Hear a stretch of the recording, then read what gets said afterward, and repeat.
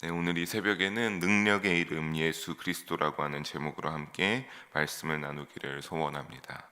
우리가 지난 시간에 사도행전 2장을 봤는데 사도행전 2장에서 초대교회 공동체가 성령의 충만한 역사 속에 성령의 충만함을 입고 일어나서 말씀을 담대하게 선포한 그 사도 베드로의 설교를 듣고 많은 사람들이 회개하고 돌이켜서 그들이 믿음 생활을 시작하며 만들어진 것을 알 수가 있었습니다. 특히 그 중에서도 우리가 43절을 볼 때면 어떠한 것이 일어난 것을 알 수 있었습니까?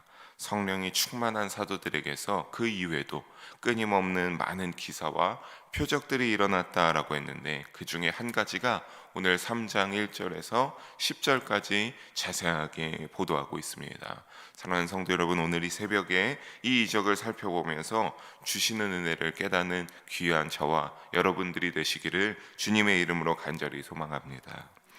1절을 먼저 보게 되면 사도 베드로와 요한이 어디에 왔습니까? 그들이 성전에 올라왔습니다. 그건 바로 주님 앞에 기도하는 시간을 위하여서 사도 베드로와 요한이 시간을 내어서 성전에 올라왔습니다. 유대인들은 하루에 3번 기도하는 시간이 있었는데, 성경 속 시간으로 보게 되면 3시, 6시, 9시로 정해서 기도하는 관습을 가지고 있었습니다.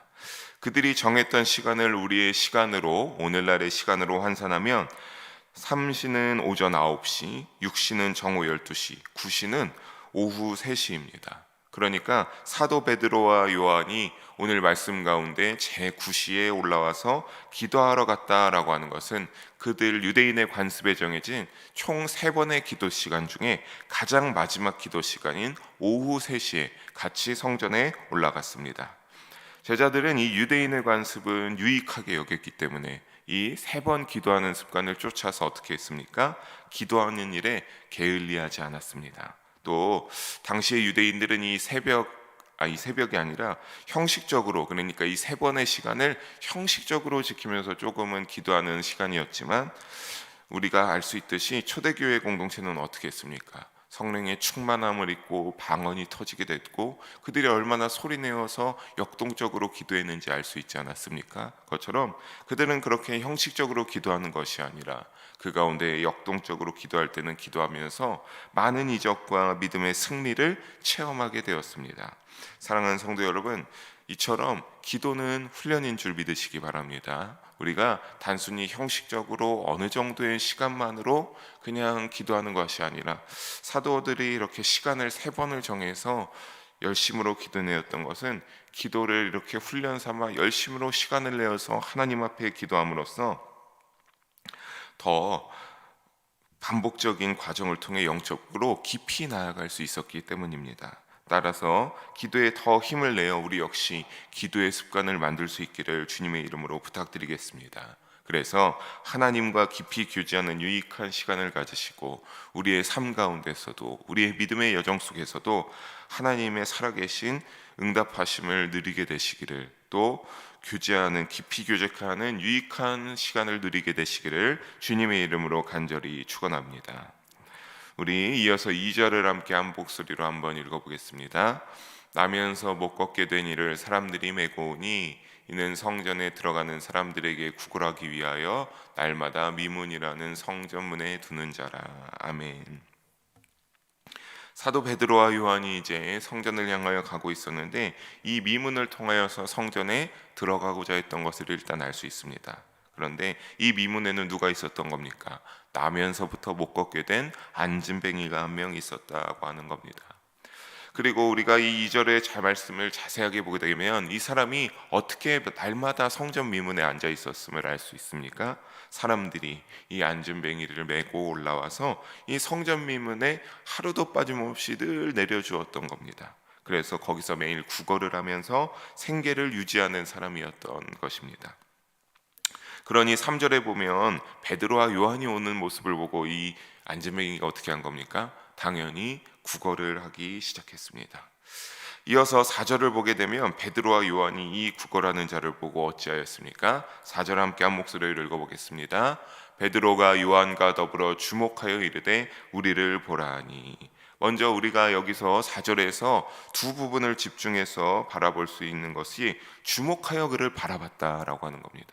그 안진뱅이 미문 앞에 있는 거지를 이 사도 베드로와 요한이 주목해서 바라봤다. 그리고 일단 우리가 이 주목하여 바라봤다라고 하는 것, 여러분 지하철을 타고 다니면서 혹시 이렇게 구걸하는 자에게 도움을 주신 일이 있을지 없을지 모르겠지만, 제가 이제 그런 경우 있어서 제 경험으로만 봐도 그런 자들에게 제가 도움을 드리게 되면 이렇게 깊은 관심을 가지고 주목하여서 한마디라고도 건네는 것이 아니라 그냥 단순히 나에게 있는 작은 물질을 조금 그냥 건네드리고 금방 지나가지 않습니까? 삶의 일상이 우리가 바쁘게 살아가서도 하기도 했지만, 그냥 우리가 그냥 이렇게 도움을 드리고자 뭐 여러 가지 마음이 있겠지만 이렇게 살짝 도움을 드리고 그냥 지나가기 마련입니다. 그런 것처럼 그 어느 누구도 성전 미문 앞자리에 앉아서 구걸하는 이에게 도움의 손길을 주게 되면 그냥 주목하여 쳐다보는 사람은 사실 많이 없었다라고 하는 겁니다. 이것은 의외의 일로서 수많은 사람들이 방금 말씀드린 것처럼 그냥 지나가면서 동냥이나 해주면 챙겨서 받아서 생을 이어가던 사람에게 두 사도의 깊은 관심은 놀라운 일이었을 것입니다. 그리고 우리 5절도 한번 한 목소리로 읽어보겠습니다. 그가 그들에게서 무엇을 얻을까요? 바라보거늘. 안진뱅이는 두 사도가 주목하여서 우리를 보라라고 하니까 그 말을 듣고 당연히 어떻게 하겠습니까? 두 사도를 바라봤습니다. 생전에 아마 이런 경우가 그에게 있었을까요?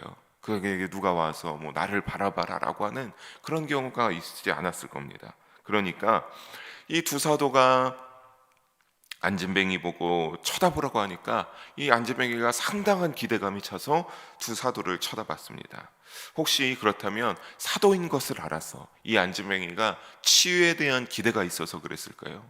내가 드디어 능력을 받을 때가, 예수님께서 나에게 능력을 베풀어 주실 것이다 라고 하는 그런 기대감과 어떠한 이 사람들이 어떤 사람인지를 알아서 하는 그런 것이 아닙니다. 그냥 사람들은 지나가다 도와달라고 하니 아무 말도 없이 좀 전에 말씀드린 것처럼 무심하게 몇 푼이라도 슬그머니 그냥 주면서 감사하더구만 그것을 받고 안진뱅이는 외치기만 했을 것입니다. 그런데 지금은 베드로와 요한 사도가 자신을 쳐다보라, 우리를 쳐다보라라고 하는 전의 사람들과 다른 관심에 당연히 이 안진뱅이의 기대감이 어떻겠습니까? 더 좋은 것, 어마어마한 금액을 도움을 주려나 하는 그러한 기대감과 설렘을 가지고 이 두 사도를 바라보게 된 것입니다. 하지만 그 기대는 틀렸습니다. 우리 6절을 보면 그 기대를 틀린 것을 알 수 있는데 함께 한 목소리를 읽어보겠습니다. 베드로가 이르되 은과 금은 내게 없거니와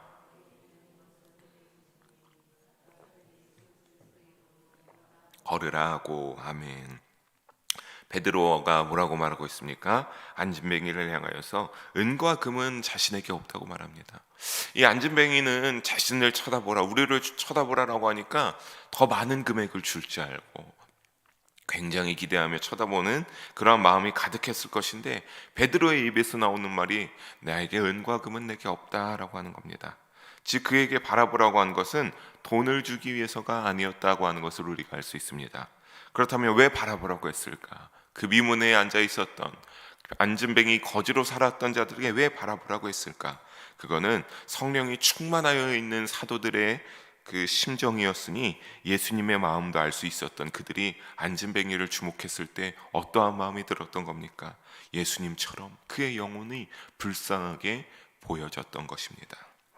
우리도 사랑하는 성도 여러분, 주위의 내 이웃을 볼 때 더군다나 그 사람이 아직 예수님을 모르는 사람이라면, 아직 믿음이 없는 사람이라면, 혹 믿음이 있더라도 굉장히 믿음이 약한 사람이라고 한다면 영혼을 불쌍히 여기며 베드로와 요한 사도처럼 긍휼의 마음을 품으실 수 있기를 주님의 이름으로 소망합니다. 왜냐하면 주님이 뭐라고 하셨습니까? 그 한 영혼을 주목하실 때 주님이 뭐라고 하셨습니까? 그 한 영혼이 천하보다 귀하다고 말씀하시지 않으셨습니까? 그리고 그 천하보다 귀한 한 영혼까지도 될 수만 있다면, 예수님께서 할 수만 있다면 다 구원해서 하나님 나라로 인도하기 위하여서 이 땅에 오셨기 때문입니다. 베드로와 요한 사도는 그 안진뱅이에게 긍휼함으로 예수님의 풍성한 사랑을 이와 같은 마음으로 전해주고자 하였습니다. 그들이 가지고 있는 예수님의 사랑을 주고자 그래서 뭐라고 선포한 것입니까? 나사렛 예수 그리스도의 이름으로 일어나 걸으라 라고 그 안진뱅이를 향하여서 담대하게 믿음으로 선포하여 외쳤습니다. 사도 베드로에게 제일 값지고 귀한 것은 또한 예수님이었기 때문입니다. 그래서 예수님의 이름이 가지는 더 가치 있는 능력을 보여주고자 했습니다. 또 은과 금은 없으나 예수님의 이름으로 이와 같이 한 것은 또 한편으로 보면 늘 하나님 앞에서 그 겉에 깊이 들어가지도 않고 그 성전 미문에서 하면서 우리가 기도할 때 나의 필요한 것만, 물질적인 것만, 내 삶에서 나의 이익을 위해서 필요한 것만 구했던 그러한 것과 반대로 사도가 그에게 주는 예수님의 이름을 받는, 사도가 성전에 들어가서 기도하러 가고자 한 그들이 예수님께 깊이 나가고자 한 그들이 가장 좋은 것을 바라는 그것도 이와 같은 대조점이 있을 줄 믿습니다. 우리가 늘 더욱더 예수님의 이름이 이와 같이 가치 있는 능력, 예수님의 이름이 참으로 소중함을 우리가 성전 가운데 나오면서 또한 깨달을 수 있어야 될 줄 믿습니다. 사도 베드로는 선포 후에 7절에 보게 되면 어떻게 했습니까? 그의 오른손을 잡아서 일으켰습니다. 그때 놀라운 일이 일어난 것은 무엇입니까? 7절 말씀해 보게 되면 안진뱅이의 발과 발목에 힘을 얻게 되었습니다. 우리가 2절에 보았을 때 그는 어떤 사람이라고 했습니까? 그는 나면서부터 걸을 수가 없었던 안진뱅이였다라고 했습니다. 그런데 사도 베드로가 이와 같이 예수님의 이름으로 너가 일어나 걸으라 라고 했을 때 그때 그 이름을 이렇게 선포하고 그 손을 잡아 일으켰을 때 그의 몸에 놀라운 변화가 일어나서 발에 발목과 힘이 들어가게 됐고, 뿐만 아니라 단순한 힘이 생긴 정도에 그치는 것이 아니라 8절에 어찌하였다고 나오고 있는 것입니까? 안진뱅이였던 그가 일어나 곧바로 걷기도 하고 뛰기도 할 정도로 그의 몸에 강력한 힘이 들기 시작했다라고 하는 겁니다. 사랑하는 성도 여러분, 생각해 봅시다. 그가 힘이 들어가서 강력한 힘이 생겨나기 시작했으니, 그가 태어나면서부터 걷지 못하였으니 얼마나 다리가 말라 있겠습니까? 얼마나 참으로 뼈밖에, 왜냐하면 평생 그 안진뱅이였기 때문에 다리를 사용한 적이 없었으니까. 하지만 사도 베드로의 선포를 듣고 사도 베드로가 붙잡아 일으켰을 때 그 다리 가운데 근육이 붙어있는 역사가 있는 줄 믿으시기 바랍니다. 그가 그래서 몸이 온전히 회복되어 정상화된 줄 믿으시기를 주님의 이름으로 간절히 소망합니다. 그래서 멀쩡해진 그는 이제 어떻게 하기 시작했습니까? 베드로, 요한 사도와 같이 성전으로 들어가서 하나님께 영광을 돌리면서 찬양을 올려드렸습니다. 사랑하는 성도 여러분, 이것이 진정한 주님의 치유입니다. 우리가 주님을 향하여서 기도하고 나의 어려움을 구하고 나의 부족한 것을 혹여나 구하게 될 때 주님이 역사하시고 응답하시고 치유하실 때 이와 같이 치유하십니다.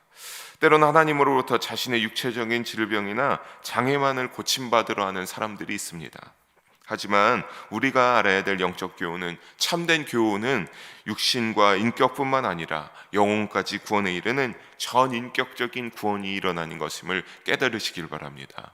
왜냐하면 이자가 어떻게 했습니까? 이자가 육신이 회복되고 인격이 회복되어서 어떻게 했습니까? 하나님께 나와서 하나님의 이름에 영광 돌리면서 찬양을 올려드리는 그 모습을 보고 그가 육신과 인격과 그의 영혼 마음까지 모든 것이 다 완전히 안진뱅이 참으로 비참했던 거지의 모습에서 완전히 뒤바뀌는 역사가 일어났기 때문입니다. 사랑하는 성도 여러분, 나의 이익을 위하여서만, 나의 욕심을 위하여서면 기도할 때 구하고 응답할만 구하는 것이 아니라 예수님의 이름을 통해서 우리 역시 영과 육이 온전히 회복되기를 바라는 소망의 마음을 품고 하나님을 향하여서 구원의 역사를 간구하게 되시는 우리 영일 성도님들 되시기를 주님의 이름으로 축복합니다. 9절에서 10절 마지막 2절의 말씀 함께 한 목소리로 읽어보겠습니다. 모든 백성이 그 걷는 것과 하나님을 찬송함을 보고 인 줄 알고 그에게 일어난 일로 인하여 심히 놀랍게 여기며 놀라니라. 아멘. 그는 성전 안에 걸으면서 어떻게 한 것을 알 수 있습니까? 끊임없이 하나님께 영광을 돌리면서 하나님께 그가 온 목소리를 다하여서 찬송했습니다. 가만히 보면 일어나서 사도들과 성전에 들어간 후로 나오지 않고 그가 이렇게 한 성전 안에서 뛰어놀면서 기뻐하며 하나님께 찬송을 올려드리는 모습을 볼 때 그가 그 미문에서 안진뱅이로 있으면서 얼마나 성전에 들어가고 싶어 했는지 사모했는지 알 수 있습니다. 당시엔 육체의 장애가 어떠한 것이었기 때문에 그랬습니까? 율법 가운데 부정한 것이라 여겼기 때문에 성전에 들어가기가 어려웠기 때문입니다. 더군다나 단 한 걸음도 걷지 못하던 안진뱅이가 일어나 뛰어다니는 장면을 목격한 성전의 사람들은 너무 놀라워서 아무런 생각을 할 수도 없었습니다. 10절 마지막에 보면 놀랍게 여기며 놀라니라 라고 기록되는 걸 보면 예수님의 이름으로부터 말미암은 복음의 능력에 엄청난 충격을 받고 인간의 상식을 뛰어넘는 그 역사에 어리둥절해하면서 놀라고 있는 그들의 모습을 발견할 수 있습니다. 사랑하는 영의 성도 여러분, 그리스도 되시는 예수님의 이름만이 능력의 이름이 되시는 줄 믿으시기를 주님의 이름으로 강권합니다. 우리가 오직 단순하게 예수님의 이름을 그냥 그렇게 예수님 하는 것이 아니라 예수님의 이름에 힘이 있는 줄 믿고 나의 생명의 나의 구원의 이름으로 여기면서 그렇게 믿으시기를 주님의 이름으로 다시 한번 강권합니다. 예수님의 이름만이 우리의 생명이 되십니다. 예수님의 이름만이 우리 문제를 해결해 주십니다. 예수님의 이름만이 우리에게 진정한 자유를 허락하여 주십니다. 예수님의 이름만이 우리를 구원받고 하나님 나라에 인도하여 주십니다. 예수님의 이름만이 그 보혈의 능력으로만이 우리가 치유를 받고 영과 육이 나의 인격 모든 것이 치유함 받고 새롭게 될 수 있습니다. 사랑하는 성도 여러분, 능력의 그 이름 예수 그리스도가 가장 귀한 나의 보배라는 사실을 유념하면서 강하게 붙잡고 의지하면서 살아가는 우리 모든 영의 성도님들 되시기를, 또 제가 되기를 주님의 이름으로 간절히 축원합니다. 기도하시겠습니다. 사랑의 하나님 아버지, 오늘도 부족한 자를 통하여서 귀한 주님의 말씀에 복음을 나눌 수 있게 하심을 감사합니다. 그 복음 가운데 우리가 결단하게 할 수 있게 하여 주시고 홀로 영광받아 역사하시는 주님만 홀로 드러나게 하여 주시옵소서. 하나님 아버지, 오늘도 우리의 마음 가운데 우리의 믿음 가운데 이와 같은 능력의 이름 예수 그리스도가 나의 신비 가운데 굳건히 새겨지기를 간절히 소망합니다. 나의 생명이 되시는 예수님, 나의 소망이 되시는 예수님, 나의 구원자가 되시는 예수님, 나의 죄에서 사여 주시는 대속의 은혜를 빚진 예수님을, 그 능력의 그 이름을 늘 사모하며 그 이름을 붙잡고 살아갈 수 있는 우리 믿음의 여정이 되게 하여 주시옵소서. 예수님의 이름을 선포하며 예수님의 이름을 부르며 구할 때 우리에게 응답하여 주시고 우리의 모진 것도 회복케 하여 주시고 우리의 아픈 것도 회복케 하여 주시고 우리의 모든 심령에 지치고 나태해진 것들까지 부흥시켜 주시고 힘을 더해 주실 줄 믿습니다. 그 능력의 그 이름, 그 어떤 금은보화보다 귀한 그 이름을 붙잡고 살아가는 우리의 믿음의 여정이 될 수 있도록 성령으로 인도하시며 역사하여 주시옵소서. 사랑이 많으신 예수님 이름으로 기도합니다. 아멘.